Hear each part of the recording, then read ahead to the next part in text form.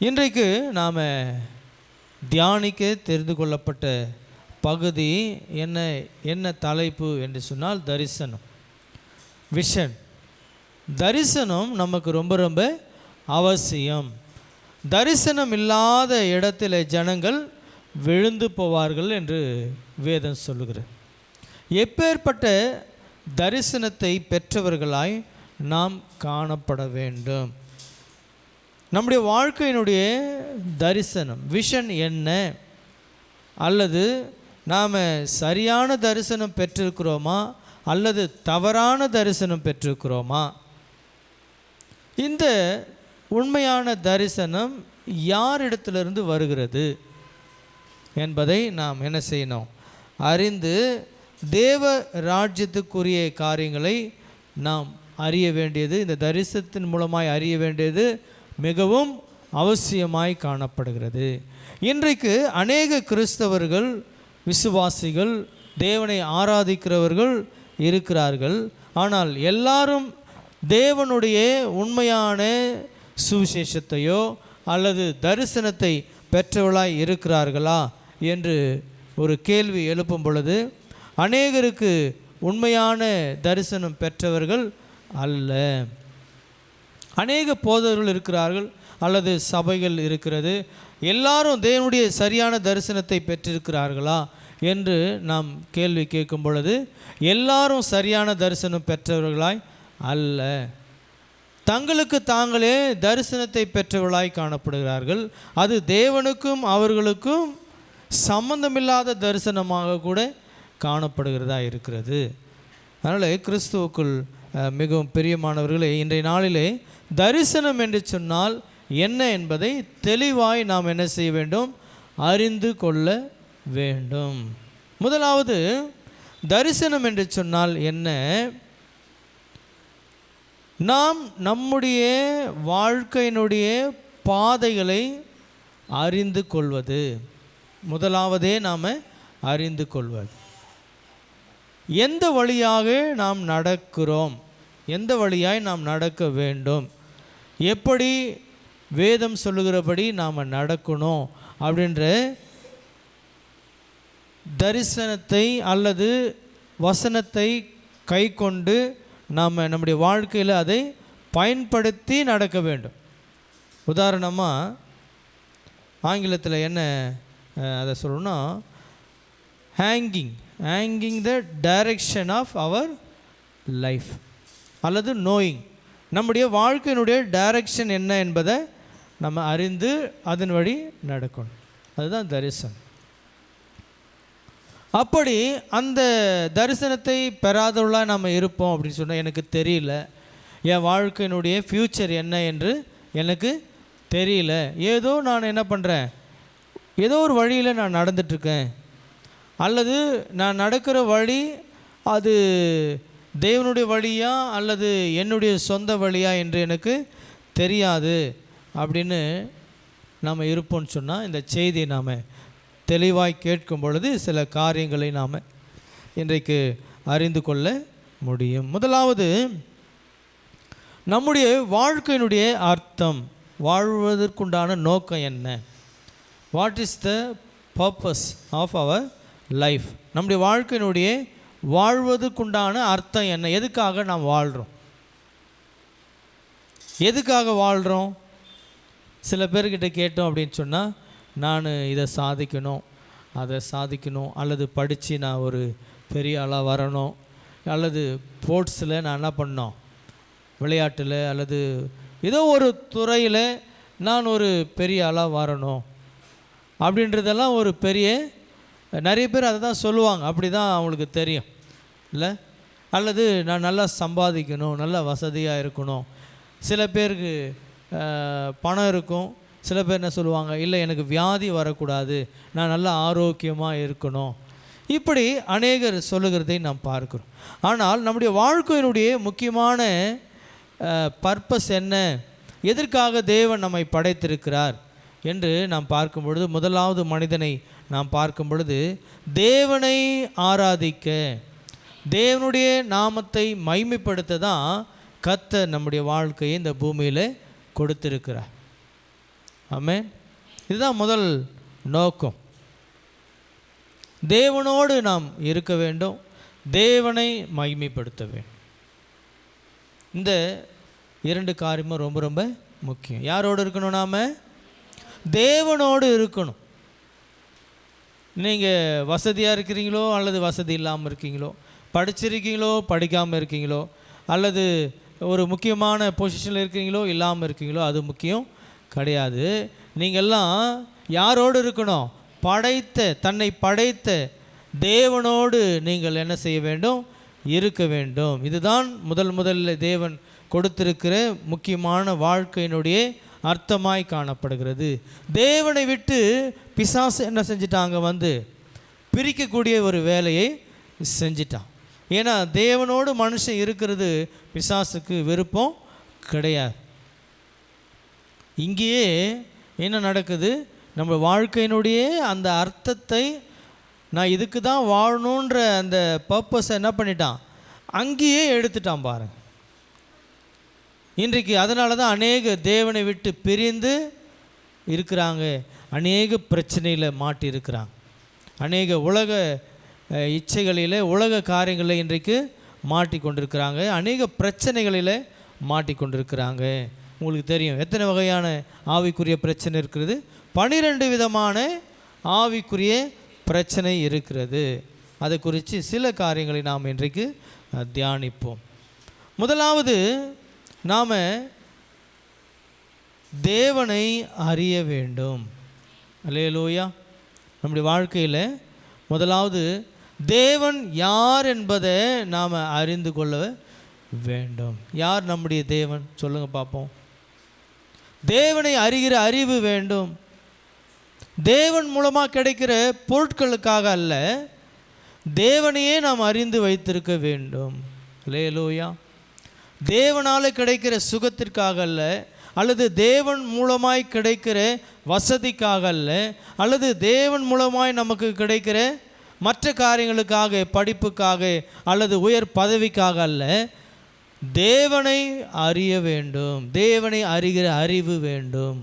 அல்லேலூயா. ஏன் எல்லாரும் தவம் இருக்கிறாங்க? நிறைய அந்த காலத்தில் முனிவர்கள் அல்லது அறிஞர்கள் ஏன் தவம் இருந்தாங்க அப்படின்னா, தேவனை, கடவுளை எப்படி ஆகிலும் என்ன பண்ணணும்? சந்திக்கணும், அல்லது அவரை பற்றி அறிந்து கொள்ள வேண்டும் என்று சொல்லி அவர்கள் உபவாசம் இருந்து என்ன பண்ணாங்க? மலைகளிலும் காடுகளிலும் குகைகளிலும் என்ன பண்ணாங்க? தியானம் இருந்தாங்க. விளங்குதா உங்களுக்கு? ஆனால் அவங்களாம் தேவனை அறிந்தார்களா என்று நமக்கு தெரியாது. மோட்சத்துக்கு போகணும் அப்படின்னு சொல்லி நிறைய பேர் அப்படி இருந்தாங்க. அந்த இடத்துக்கெல்லாம் நான் போன வாரத்தில் தான் போயிட்டு பார்த்துட்டு வந்தேன் இல்லையா? இதெல்லாம் நான் சொல்கிறதெல்லாம் ரொம்ப ஆண்டுகளுக்கு முன்பதாக நடந்தது. இன்றைக்கும் அப்படி இருக்கிறாங்க. ஆனால் தேவனை அவர்களால் அறிய முடியுமா என்று சொன்னால் இல்லை. தேவனை எப்படி நாம் அறிய முடியும்? அவருடைய சத்தியத்தின் மூலமாக. ஆமென். அவர் கொடுத்த இந்த வசனத்தின் மூலமாக, வேதாகமத்தின் மூலமாக தான் என்ன செய்ய முடியும்? அவரை நாம் அறிந்து அவரோடு எப்படி இருக்க வேண்டும் என்பதை நாம் கற்றுக்கொள்ள முடியும். அல்லேலூயா. உபாகம புஸ்தகம் 6ஆம் அதிகாரம் 4 to 9 வரைக்கும் வாசிக்கும் பொழுது, தேவனை நாம் நேசிக்க வேண்டும். இரண்டாவது காரியம், தேவனை அறிய வேண்டும். இரண்டாவது, தேவனை நாம் என்ன செய்ய வேண்டும்? அன்பு செலுத்த வேண்டும். வாசிங்க உபாகமம் 6ஆம் அதிகாரம்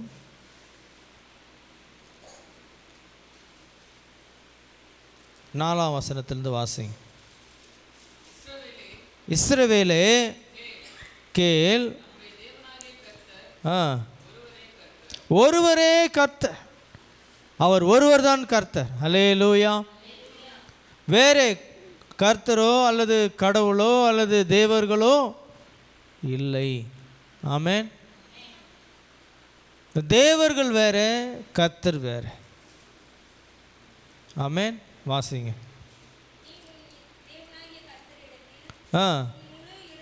உன் முழு இருதயத்தோடு, உன் முழு ஆத்மாவோடு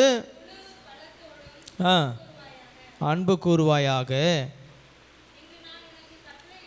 இன்று நான் உனக்கு கட்டளையிடுகிற இந்த வார்த்தைகள் உன் இருதயத்தில் இருக்க கடவுது.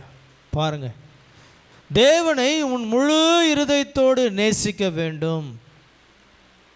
அதுதான் உன் வாழ்க்கையினுடைய அர்த்தம். தேவன் நம்மை படைத்ததனுடைய நோக்கம் என்ன? அவரை முழு இருதயத்தோடு நீ நேசிக்க வேண்டும். நேசிக்கிறோமா? பேதுருவை பார்த்து இயேசு கேட்டார். என்ன கேட்டார்? சீமோன் பேதுருவே, நீ என்னிடத்தில் அன்பாய் இருக்கிறாயா? ஆமாண்டவரே இருக்கிறேன். முதல் தடவை கேட்டார், ரெண்டாவது தடவை கேட்டார். யோனாவின் குமாரனாகிய சீமோன் பேதுருவே, என்னிடத்தில் நீ அன்பாய் இருக்கிறாயா? ஆமாண்டவரே இருக்கிறேன். மூன்றாம் தடவை கேட்ட பொழுது தான் அவனுடைய இருதயம் உடைந்தது.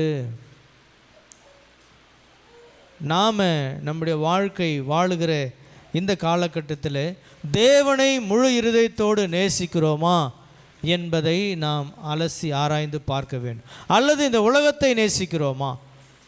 அல்லது உலகத்தையும் தேவனையும் இரண்டு பேரும் நேசிக்கிறோமா? அப்படின்னா என்ன? உலக காரியங்களை நீ நேசிப்பாய் என்று சொன்னால், தேவனை விட்டு விலகுவாய் என்று சொன்னால், உன் வாழ்க்கை வாழுகிறதுல அர்த்தமே கிடையாது. உன் வாழ்க்கையினுடைய அர்த்தத்தை நீ இழந்து விட்டாய் என்று அர்த்தம். அடுத்தது பாருங்க, என்ன செய்யணும்? முதல்ல தேவனை அறிய வேண்டும், தேவனை முழு இருதயத்தோடு நேசிக்க வேண்டும். மூன்றாவது, அவருடைய வார்த்தைகளுக்கு கீழ்ப்படிய வேண்டும்.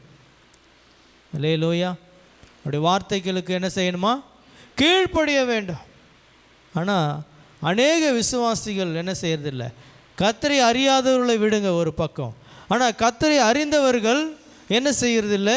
தேவனுடைய வார்த்தைக்கு அநேகர் கீழ்ப்படுகிறது கிடையாது.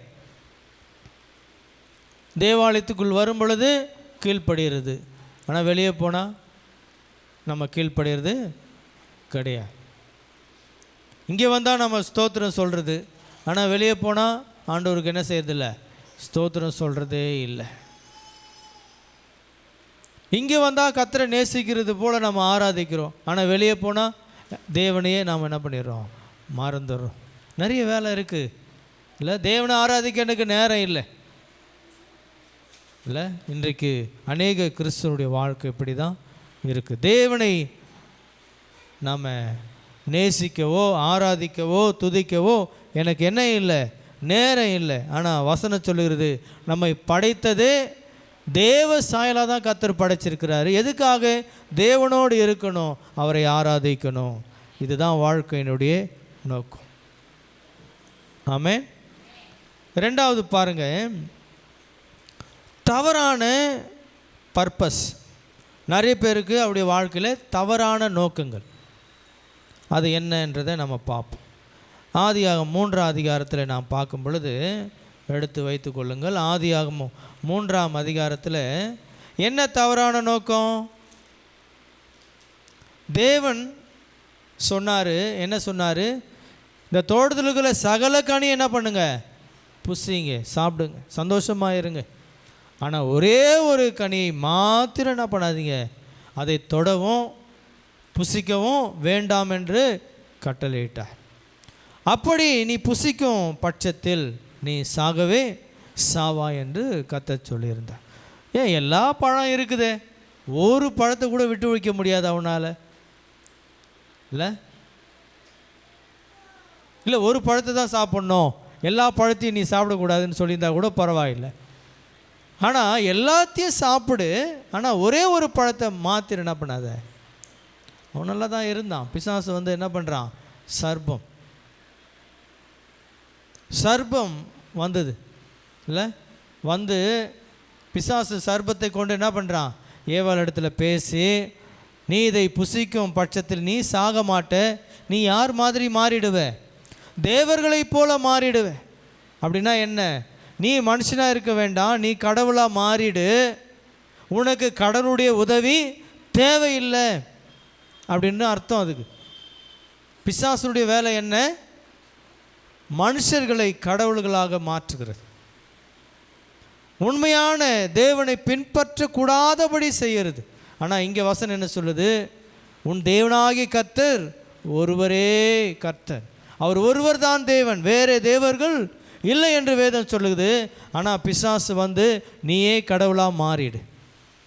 உடனே பார்த்தாங்க, சரி நம்ம எதுக்கு அவருக்கு கீழ்ப்படியணும், நாம் எதுக்கு அவர் சொல்படி கேட்கணும், நாமளே யாராக மாறிடலாம்.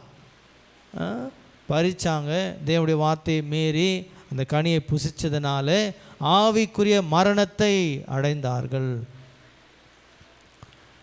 தேவனுடைய நித்திய ஜீவனை அவர்கள் இழந்து விட்டார்கள். பரலோக ராஜ்யத்துக்கு அவள் தகுதியற்றவர்களாய் மாறி போனார்கள். ஏன்னு சொன்னால் பாவம் அவர்களுக்குள்ளே வந்தது. முதல்ல பிசாசு வந்தான், அதுக்கப்புறம் பாவம் வந்தது, இப்போ கடைசியில் என்ன வந்துடுச்சு? பிரிவினை வந்துடுது. இந்த 3 அடிப்படை பிரச்சனை ரொம்ப ரொம்ப இம்பார்ட்டன்ட். பாருங்கள், இதில் என்ன பார்க்குறோம் அப்படின்னா, இதுதான் ரூட் ப்ராப்ளம். நமக்கு இருக்கிற ஆணி வேராக இருக்கிற, நமக்கு முன்பதாக இருக்கிற பிரச்சனை என்ன? இது ஆணி வேர்னு சொல்லுவாங்க. ஒரு மரம் நிற்குது அப்படின்னா எதனால் அந்த மரம் அவ்வளோ உயரத்துக்கு வளர்ந்து நிற்குது? சொல்லுங்கள், எப்படி நிற்குது? அதுக்குள்ளே வேர் ஆழமாக இருக்குது. அந்த வேர் எவ்வளோ ஆழமாக பூமிக்கு அடியில் போதோ அவ்வளோவா அந்த மரம் மேலே போய் வளர்ந்து நிற்கும்.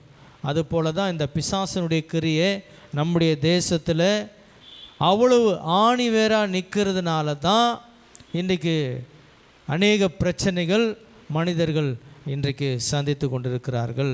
அதனுடைய ஆணிவேர் பிரச்சனை, முதல் பிரச்சனை என்ன தெரியுமா? Love for me. உன்னை நீ நேசிக்க கற்றுக்கோ. உன்னை முதலாவது நீ நேசி. அதுதான் பிசாசு கொடுக்குற தந்திரமான வேலை. முதலாவது நீ யாரை நேசி? உன்னை நேசி, கடவுளை நேசிக்காது.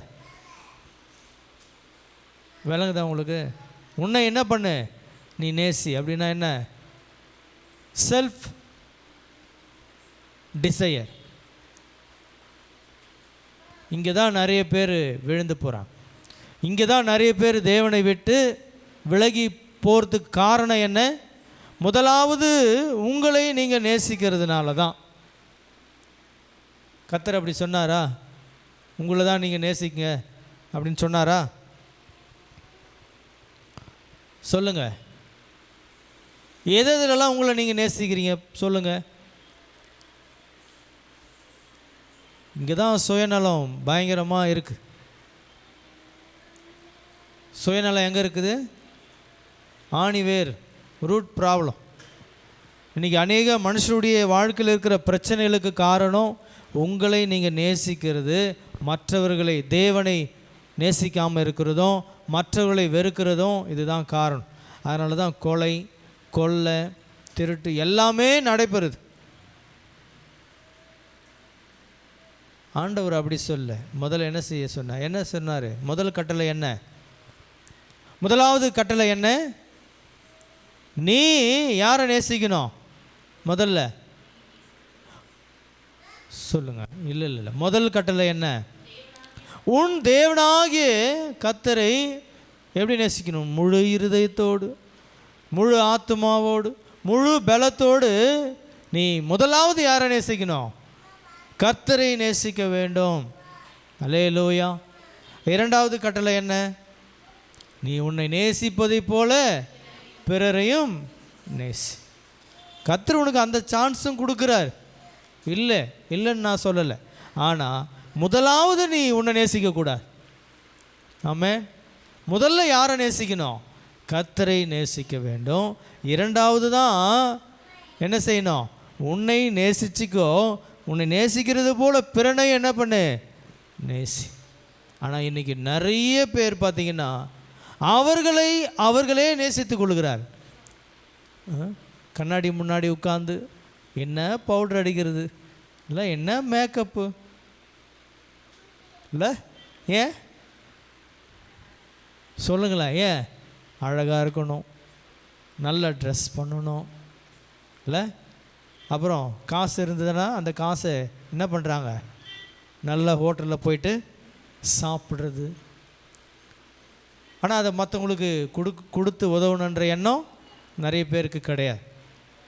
ஸோ இப்படி நம்ம என்ன செய்கிறோம்? அதிகமாய் நம்ம நேசிக்கிறோம். யாரை காட்டிலும்? தேவனை காட்டிலும், நம்மை படைத்த தேவனை காட்டிலும் நாம் அதிகமாய் நம்மை நேசிக்கிறோம். அது ராங் பர்பஸ், நம்முடைய வாழ்க்கையில் தவறான நோக்கம். இரண்டாவது விஷயம் என்ன? ஆதியாகமம் 6ஆம் அதிகாரத்தில் வாசிக்கிறோம். என்ன? ஆதியாகமம் 6ஆம் அதிகாரம். அங்கே என்ன பிரச்சனை பார்க்குறோம்?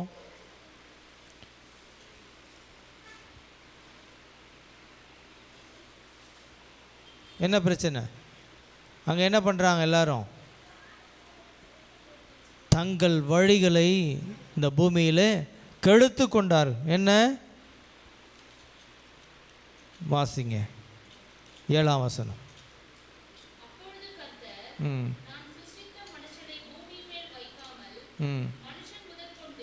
இல்லை, 5ஆம் வசனம் வாசிங்க.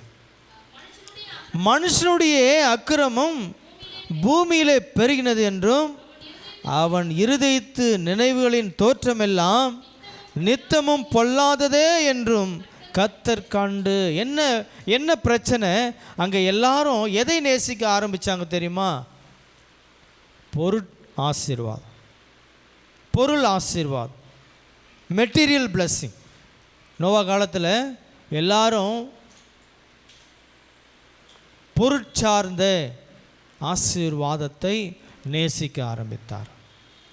இன்றைக்கு கூட பாருங்கள், பொருள் சார்ந்த ஆசை இல்லை மனுஷனுக்கு இருக்கு. சைக்கிள் வச்சுருக்கிறவன் எதுக்கு ஆசைப்படுறான்? பைக் வாங்கணும். பைக் வச்சுருக்கிறவன் எதுக்கு ஆசைப்படுறோம்? கார் வாங்க ஆசைப்படுறோம். கார் வாங்கின உடனே வேறு என்ன ஆசைப்படுறோம்? இந்த கார் வேணாம், என்ன கார் இதை விட? ஆமாம், அதை வாங்கினாலும் மறுபடியும் ஆசை தீருதா? இல்லை, ஒரு கார் வேணாம், எல்லா காரும் வாங்கணும், எல்லா பிராண்டும் வாங்கணும். பணக்காரங்களாம் அப்படி தான் இல்லையா? வாங்கி வாங்கி என்ன பண்ணுறாங்க? நிறுத்தி வைக்கிறாங்க. ஒரு ஆளுக்கு 20 காரு, 30 காரு, இல்லை 10 வீடு, 20 வீடு, 30 அடுக்கு வீடு. எத்தனை பேர் வாழ்கிறதுக்கு? 4 பேர் வாழ்கிறதுக்கு இல்லை? ஸோ இப்படி மனுஷனுடைய ஆசையெல்லாம் பணம் சம்பாதிக்க வேண்டும், பொருள் சேர்க்க வேண்டும், இப்படி தான் போயிட்டுருக்குது. ஆனால் இல்லாதப்பட்டவன் பக்கத்தில் என்ன பண்ணுறான்? சாப்பாடு கூட வழி இல்லாமல் இருக்கிறான். அவனுக்கு கொடுக்கணுன்ற எண்ணம் நிறைய பேருக்கு கிடையாது. அல்லேலூயா, அல்லேலூயா. இருக்கிறாங்க, நல்லவங்களும் இருக்கிறாங்க. நம்ம டாட்டா குழுமம் அவங்க என்ன பண்ணுறாங்களாம்? அவங்க சம்பாத்தியத்தில் அவங்களுடைய லாபம் வர எல்லாமே யாருக்கு கொடுக்குறாங்களாம்? ட்ரஸ்ட்டு கொடுத்து நிறைய உதவிகளை செய்து கொண்டு இருக்கிறாங்க. ஆனால் கொடுக்காத நபர்களும் இருக்கிறாங்க, கொடுக்குற நபர்களும் இருக்கிறாங்க. ஆனால் மனுஷனுடைய எண்ணம் இந்த பொருள் சார்ந்த ஆசீர்வாதத்தை அல்லது பொருட்கள் மேலே தங்களுடைய நேசத்தை என்ன பண்ணுறாங்க? பணத்து மேலே. மெயினாக அதுக்கு இருக்கிறது என்னது? பணம், பண ஆசை. பண ஆசை எல்லாத்தையுமேக்கும் வேறாக இருக்கிறது. கிறிஸ்தவங்க இன்றைக்கி பண ஆசை இல்லாமல் இருக்கிறாங்களான்னா இல்லை. நான் பார்த்ததில் நிறைய கிறிஸ்தவங்க ரொம்ப செல்ஃபிஷாக தான் இருக்கிறாங்க. அவங்கள தங்களை நேசிக்கிறது இல்லை, பதவியை நேசிக்கிறது, ரொம்ப செல்ஃபிஷாக இருக்கிறாங்க. முன்னாடியெல்லாம் ஊழியத்துக்கு கூட நிறைய பேர் உதவி செய்வாங்க. ஆனால் இப்போ ஊழியத்துக்கு கூட நிறைய பேர் என்ன செய்யறதில்லை, உதவி செய்கிறது ரொம்ப குறைஞ்சிருச்சு. செய்கிறவங்களும் இருக்கிறாங்க, செய்யாதவங்களும் இருக்கிறாங்க. ஆனால் அவங்களுடைய வாழ்க்கையினுடைய நோக்கம் என்ன? தேவனுக்காக வாழ்கிறது. இந்த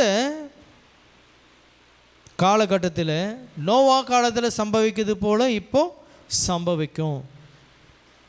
இதே பண ஆசை இன்றைக்கு ஜனங்களுக்கு இருக்கிறது. அதுதான் இன்றைக்கி ஓடிட்டுருக்குறான். ஓடி ஓடி சம்பாதிச்சாலும் அதை கர்த்தருக்காக என்ன பண்ணோம்? கொடுக்க கற்றுக்கொள்ள வேண்டும். கர்த்தருடைய ஊழியத்துக்காக கொடுக்க வேண்டும். Love for me, love for money, love for the world, இதுதான் நமக்குள்ளே இருக்கிற மிகப்பெரிய பிரச்சனையாக இருக்குது. வாழ்க்கையினுடைய ராங் பர்பஸ். சரிங்களா? மூன்றாவது பார்க்கக்கூடிய விஷயம் என்ன? தேவனுடைய உண்மையான தரிசனம் என்ன? முதல்ல பார்த்தோம் நம்ம வாழ்க்கையினுடைய தரிசனம் என்ன, எது ராங்கான தரிசனம். இப்போது உண்மையான தரிசனம் என்ன? யோவான் 3:16 வாசி. யோவான் 3:16.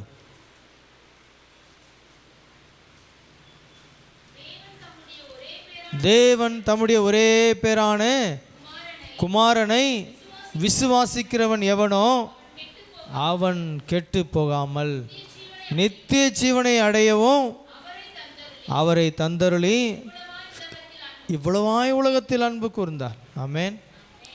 தேவன் எதில் அன்பு கூர்ந்தார்? நம்ம மேலே அன்பு கூர்ந்திருக்கிறார்.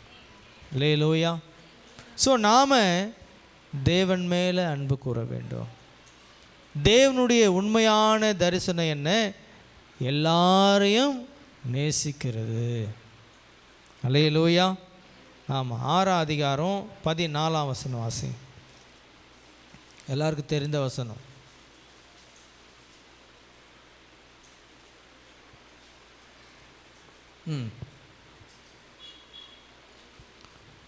யோவான் 6:14.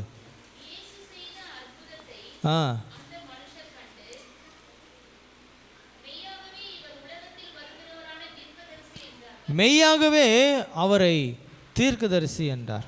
அல்லேலூயா. ஆமாம். அடுத்தது மத்தேயு 24:14 வாசிங்க. மத்தேயு 24:14.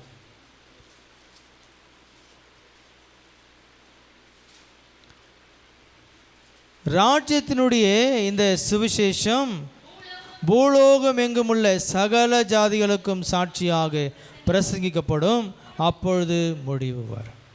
ஆமேன். அல்லேலூயா. இந்த தேவ ராஜ்யத்தினுடைய சுவிசேஷம் பூமி எங்கும் பிரசங்கிக்கப்படும், அப்பொழுது தேவனுடைய முடிவு வரப்போம். ஆல்மோஸ்ட் எல்லாம் இப்போ நடந்து கொண்டிருக்கிறது. தேவனுடைய முடிவும் சீக்கிரமாய் வரப்போகிறது. அல்லேலூயா. மத்தேயு 28:18-20 வரைக்கும் வாசிக்கும் பொழுது என்ன சொல்லுகிறது? அங்கே நீங்கள் போய் என்ன பண்ணுங்க? நீங்கள் புறப்பட்டு போய் சகல ஜாதிகளின் சீஷராக்கி பிதா குமாரன் பரிசுத்த ஆவி நாமத்தில் அவளுக்கு ஞானஸ்தானம் கொடுத்து நான் உங்களுக்கு கட்டிட்ட யாவையும் அவர்கள் கை கொள்ளும்படி அவளுக்கு உபதேசம் பண்ணுங்க. பாருங்கள், தேவனுடைய தரிசனம் என்ன? தேவ தரிசனம் என்ன? இந்த உலகத்தை நேசிப்பது. ஒருவரும் கெட்டு போகக்கூடாது, ஒருவரும் கெட்டு போகக்கூடாது. ரெண்டாவது, இந்த பூமியில் இருக்கிற எல்லா ஜனங்களுக்கும் சுவிசேஷம் அறிவிக்கப்படணும். இந்த ராஜ்யம், இந்த பூமியில் தேவ ராஜ்யம் கட்டளை இட வேண்டும், கட்ட வேண்டும், சீஷர்கள் உருவாக்க வேண்டும். நீங்கள்லாம் யாராக மாறணும்? விசுவாசிகளாய் அல்ல, சீஷர்களாய் மாற வேண்டும். அல்லேலூயா. விசுவாசிகள் எல்லாரும் யாராக மாறணும்? சீஷர்களாய் மாறணும். இன்னும் 20 வருஷம் 30 வருஷம் சபையை உட்கார்ந்துக்கிட்டு மெம்பர்ஷிப் வாங்கிட்டு இல்லை, ஒரு கஸ்டமராக என்ன செய்யக்கூடாது? சபையில் இருக்கக்கூடாது. தேவனுடைய வருகை மிக சமீபமாக இருக்கு. நீங்கள் தேவனுக்கு சீஷர்களாய் மாற வேண்டும். தேவ ராஜ்யத்தை இந்த பூமியில் கட்டுகிற நபர்களாய் நாம் காணப்பட வேண்டும். அல்லேலூயா. மார்க்கு 16:15 வாசிங்க. இதுதான் தேவனுடைய சித்தமாக இருக்கிறது. மார்க்கு 16:15 வாசிங்க.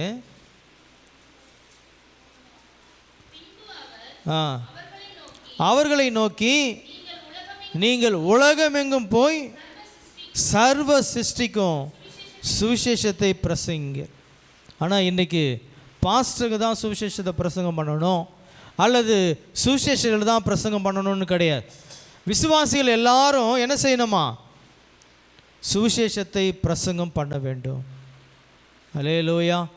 ஆனால் இன்றைக்கி கிறிஸ்தவங்க என்ன பண்ணுறாங்க? என்ன பண்ணிகிட்ருக்காங்க? எங்களுக்கு இது வேணும் அது வேணும், இல்லை சண்டே ஆராதனைக்கு வர்றதே ரொம்ப கடினம்.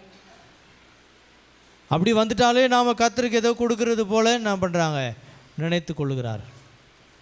நீங்கள் உலகமெங்கும் போய் சுவிசேஷத்தை என்ன செய்யணும்? பிரசங்கம் பண்ணுவது உங்கள் மேலே விழுந்த கடமையாக இருக்கிறது.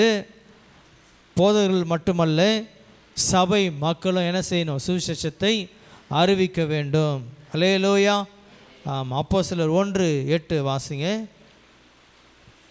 அப்படி தான் அப்போஸ்தலருடைய காலத்தில் அறிவித்தாங்க. 12 சிஷ்யர்கள் 120 பேராய் மாறினார்கள். 120 பேர் எத்தனை பேராக மாறினாங்க? 3000 பேராக மாறினாங்க. 3000 பேர் 5000 பேராய் மாறினார்கள். இன்று உலகமெங்கும் சிஷ்யர்கள் உருவாகி இருக்கிறார்கள். அல்லேலூயா. ஸோ ஒவ்வொரு விசுவாசியும், தேவனை விசுவாசிக்கிற ஜனங்களுடைய வாழ்க்கையினுடைய நோக்கம் என்ன? தேவனுடைய சுவிசேஷத்தை பிரசங்கம் பண்ணுவது. ஆமென். சரி, எல்லாத்தையும் வேலையெல்லாம் விட்டுட்டு போயிடலாமா எல்லாரும்? அப்படி ஆண்டவர் சொல்லலை. நீங்கள் என்ன செய்யணும்? அதுக்குன்னு சபை வழிகாட்டுகிற ஒரு முறையை பின்பற்றி என்ன பண்ணணும்? சுவிசேஷத்தை நீங்கள் சபைக்குள்ளிருந்து அறிவித்து ஆத்துமாக்களை தேவனுக்காக அறுவடை செய்கிற நபர்களாய் நீங்கள் மாற வேண்டும். ஆமென். அல்லேலூயா.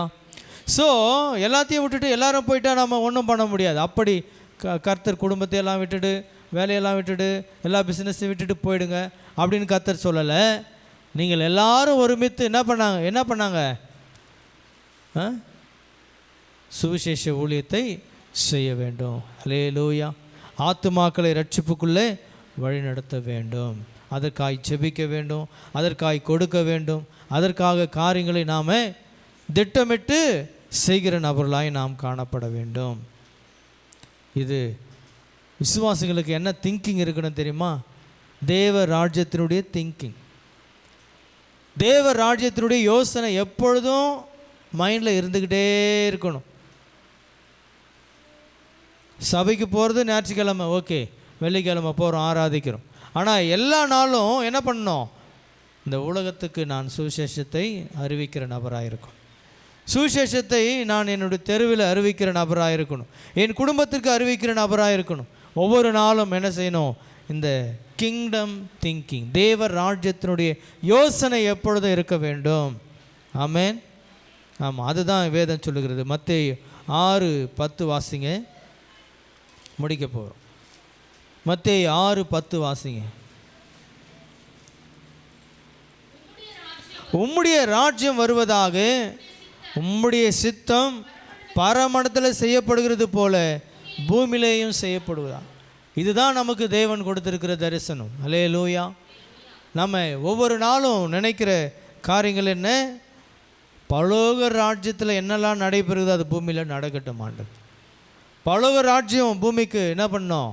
கடந்து வர வேண்டும். சங்கீதம் 37:4 வாசிங்க.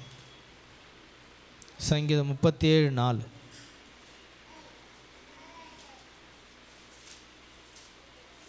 தேவ பிள்ளைகளுடைய யோசனை எப்பவுமே பணம் சம்பாதிக்கிறதும் அல்லது நம்மளை நேசிக்கிறதும் அல்லது பொருட்கள் வாங்குறதும் அல்ல.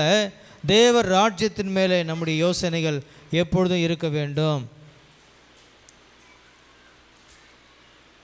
பாருங்க, 4ஆம் வசனம் சொல்லுது, கர்த்தரிடத்தில் மன மகிழ்ச்சியாயிரு, அவர் உன் இருதயத்தின் வேண்டுதல்களை உனக்கு அருள் செய்வார். ஸோ நீ வேண்டிக் கொள்வது எதுவோ கர்த்தர் உனக்கு அதையும் தருவா. ஆமென். நீ வேண்டிக் கொள்ளாததும் கர்த்தர் உனக்கு தருவா. அதனால் இதை குறித்து நீ கவலைப்பட வேண்டிய அவசியம் இல்லை. வேதம் என்ன சொல்லுகிறது? மத்தேயு 6:33, முதலாவது தேவ ராஜ்யத்தையும் அவருடைய நீதியும் தேடுங்க, பிறகு எல்லாம் உங்களுக்கு கூட கொடுக்கப்படும். அல்லேலூயா. ஸோ தேவ ராஜ்யத்தை தேடுங்க. தேவ ராஜ்யத்தினுடைய திங்கிங் எப்பொழுதும் உங்களுக்கு இருக்கட்டும். ஏன்னு சொன்னால் வாசிங்க, இன்னொரு வசனத்தை வாசிங்க. வெளிப்படுத்தல் 7ஆம் அதிகாரம் 9ஆம் வசனம் வாசிங்க. வெளிப்படுத்தல் 7:9.